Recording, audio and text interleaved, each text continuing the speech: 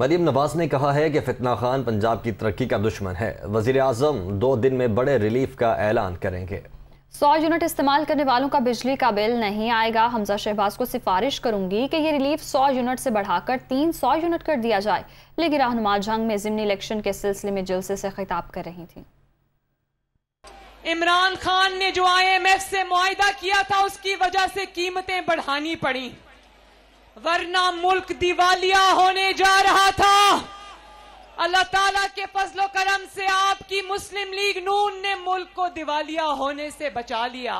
میں خوشخبری سنا دوں، عالمی منڈی میں جیسے ہی تیل کی قیمتیں کم ہوئی، آج شہباز شریف نے سمری منگوا لی اور انشاءاللہ تعالیٰ اگلے 2 دنوں میں شہباز شریف ڈیزل اور پیٹرول کی قیمتیں کم کرنے کا اعلان کرے گا۔ یہ دیکھنا جو 100 یونٹ سے کم بجلی استعمال کرتے ہیں، جب وہ دفتر میں جائیں گے بجلی کا بل لینے تو ان کو جو کاغذ دکھایا جائے گا اس پر لکھا ہوگا کہ آپ کو بجلی کا بل نہیں آئے گا کیونکہ آپ کا بجلی کا بل حکومت پنجاب نے ادا کر دیا ہے۔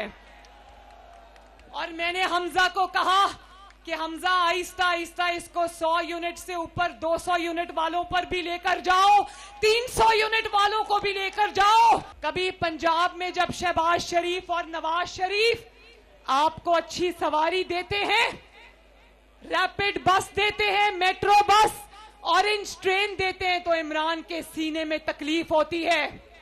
جب مفت بجلی آتی ہے تو عمران کو تکلیف ہوتی ہے۔